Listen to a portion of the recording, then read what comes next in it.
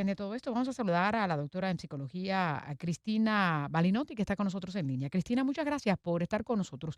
¿Cómo se puede evaluar esta situación? ¿O esto es más común de lo que uno cree, lo que pasa es que no se reporta? Bueno, gracias por la invitación. Esto forma parte de los claroscuros de la condición humana. Vemos la tendencia altruista, el Ujú. dinero, que fue ayudarlo, y la tendencia egoísta, ¿verdad? Que existe y convive en todos nosotros, pero que tiene que estar de alguna manera manejada para no destruirnos como especie, ¿verdad? Porque es importante que ayuda a quien lo necesita, pero que agudiza mucho más en esta época porque existe un trastorno del que poco se habla, que es el trastorno de estrés postraumático colectivo. Así como hay algunos trastornos que también psicológicamente son colectivos, Ujú. atacan a un grupo de personas, nosotros estamos en este estrés postraumático colectivo, con miedo, con ansiedad, aislamiento, y vemos a los demás con recelo. Es decir, que agudiza una tendencia natural humana que por siglos venimos tratando de manejar en sociedad. Lo riesgoso es que dejemos de vivir en comunidad, ¿verdad? Y estamos viendo que la tendencia esta prevalece mucho hoy en día. El hecho de no conocer a nuestros vecinos, ¿verdad? Ujú. Una cosa increíble, porque antes todo el mundo se conocía en un barrio, o por lo menos si necesitaban algo se ayudaba. Esto es algo que nos llama mucho la atención y que realmente está como quebrando la moral, que quiere decir costumbre. Moral viene de mos, costumbre, que son las costumbres que todos tenemos que mantener, ese contrato social para poder sobrevivir como especie y no matarnos entre todos. Y lo peligroso del tema que yo veo también como análisis es que estamos pasando o imprimiendo en nuestros hijos, en nuestros nietos, en nuestros descendientes, esta forma de ser.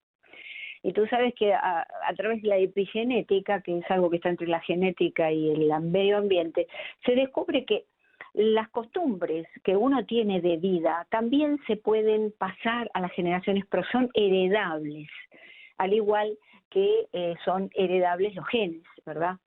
Entonces, esto es lo que nos tiene que preocupar, el ejemplo que estamos dando a los más jóvenes, sobre todo las personas que se supone que, bueno, que ya son adultos y que tenemos que poder articularlos lo mejor posible en sociedad. Es lamentable, pero también es muy humano, es decir, toda la historia de la humanidad, a partir de la primera familia humana, está dirigida hacia manejar estas tendencias egoístas que existen en el ser humano. El bien y el mal está en nosotros. Y entonces a través de las normas sociales, de la religión, tratamos de manejarlo lo mejor posible. Pero Ujú. claro, se viven tiempos difíciles y entonces tenemos que estar mucho más atentos a eso, a poder manejarlo y ayudar al prójimo en este caso, ¿verdad? La frase insensible, que habrá que verificarla, pero que evidentemente hay un testigo que lo escuchó, que esta persona muera en otro lado, esto es algo que nos habla de cierto deterioro en nuestra condición humana, ¿no? Que se está volcando hacia lo egoísta. A mí déjenme tranquilo, yo no quiero problemas. Por eso, pero Aunque ¿esto es común, es decir, o esto es una tendencia en la que está cayendo la humanidad, o es algo que es parte del ser humano? No entiendo eso como, eh, o sea, o eso es va parte. formando parte de la cultura, de la crianza, ¿qué es lo que lleva a la insensibilidad, a las experiencias, o hay algo más que está involucrado? Bueno, sí, esto está en el ser humano. El ser humano nace con tendencias bondadosas y con tendencias no bondadosas. Va a depender de la familia, de los principios, de la moral, de cómo fue criado, y por eso tenemos que poner el acento en la crianza de los chicos. De qué manera va a manejar esa tendencia humana, que no es algo que aprendemos en la sociedad, sino que viene con nosotros, pero que desde la familia tenemos que poder, digamos, hacerla como desaparecer, aunque quede ahí latente, pero que pueda emerger más toda la condición humana noble, que también existe, ¿verdad? Ujú, claro. Entonces, existe, y entonces eso es es toda una cuestión pedagógica, si en la familia tenemos que hacer eso, enseñarle a nuestros hijos a través del ejemplo. Yo no sé, esta familia que dijo esto, que muera en otro lado, si estaban presentes hijos, nietos, sobrinos, No, no hay ese, mayor detalle. De hecho, no hay ni mayor siquiera había un detalle. reporte policial, sino que el señor quería agradecerle el buen gesto al buen samaritano, a Tony, y se comunicaron con las autoridades y lo lograron identificar y colocaron una foto de él allí. Pero que quería como tomar ese ejemplo para hablar un poquito de eso, ¿no? Es decir, con todo esto que nos ha pasado en el mundo con la pandemia, porque cuando comenzó la misma, y como para traerlo a colusión, porque mucha gente tuvo oportunidad de básicamente estar encerrado en su casa y pensar un poquito, ¿no? Porque a todos nos pusieron como una pausa. ¿No hemos aprendido mucho? No, no hemos aprendido mucho porque no estamos en un proceso de aprendizaje. El aprendizaje ocurre después cuando tenemos posibilidad de pensar lo que nos sucedió, de sentir lo que nos sucedió. En estos momentos estamos, y ahora con la emergencia de otra variante del COVID-19, estamos todavía en medio de este proceso en el que nuestro organismo está en una respuesta de ataque o huida. Vamos a ver qué hago. Tengo miedo de salir, me aplico o no me aplico la vacuna. Es decir, estamos en una situación de ansiedad muy profunda, de una ansiedad que es patológica, porque la ansiedad es normal, ¿no? Ujú. Tenemos que a veces nos ponemos ansiosos. Pero esta ansiedad patológica nos mantiene los niveles del cortisol, todas las hormonas del estrés muy elevados. Y entonces, digamos, no podemos hacer una reflexión y aprovechar esta gran enseñanza que nos deja como toda crisis implica un peligro desde la etimología, pero también implica una oportunidad de aprendizaje. Es decir, que esto lo vamos a tener que hacer. Podemos pensarlo ahora, es difícil porque estamos en medio de esto todavía no resuelto.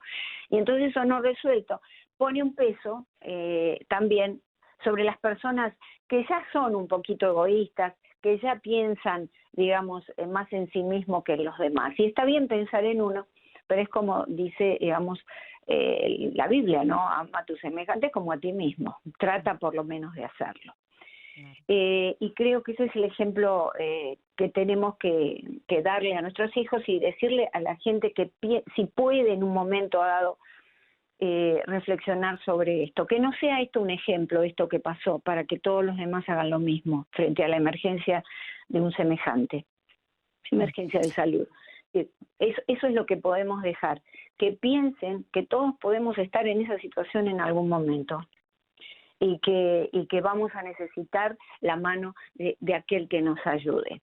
Esto es algo que es muy humano, más allá de la religión, es Sí, algo no, que como está... dice el dicho, no haz bien y no mires a quién, porque es que al final no te lo pagan a ti, pero se lo dan a otra persona y así se va contribuyendo, como una famosa película, Pay It Forward, ¿no? Que tú haces Exacto. algo bueno, pero no necesariamente te lo van a retribuir a ti, pero tú se lo puedes ir, lo recibes de otra persona que no era la que tú ayudaste y así se sigue, y eso creo que ha funcionado, ¿no? Pero aquí en este caso me Es imagino una, que se es rompe un una poco el cadena. ciclo y se vuelve a retomar, ¿será?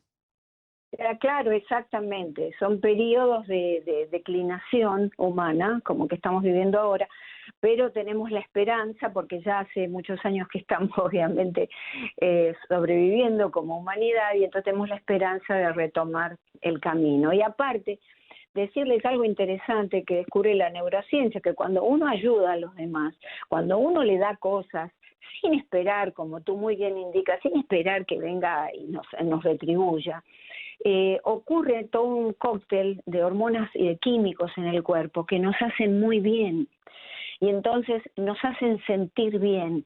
Debemos intentar, y esto va para aquellas personas que no lo hacen nunca, porque bueno, se sálvese quien pueda, ¿no? Yo no quiero meterme en esas cosas, dicen mucho.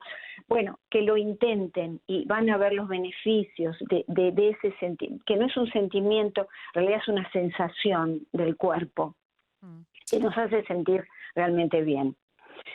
Es ya. decir, que esto es lo que podemos hacer, lo que podemos decir, porque más allá de eso no hay reglas, no hay leyes que se puedan poner con respecto a No, esto, no. ¿no? La una moral y lo que condición. es ser bueno no se puede legislar. O eres bueno o no vas a ser bueno, porque aquí lo que se Claro, penaliza es precisamente lo que la sociedad está catalogando como delito, pero si la persona, a pesar de las consecuencias, lo sigue haciendo, es difícil que pueda es que corregirse, la ¿no? moral y la ética están decayendo, ¿no? Así Están es. como... eh, y la ética que es, la ética es esa morada interna de uno que cuando uno pone la cabeza en la almohada de la noche dice hiciste bien o hiciste mal.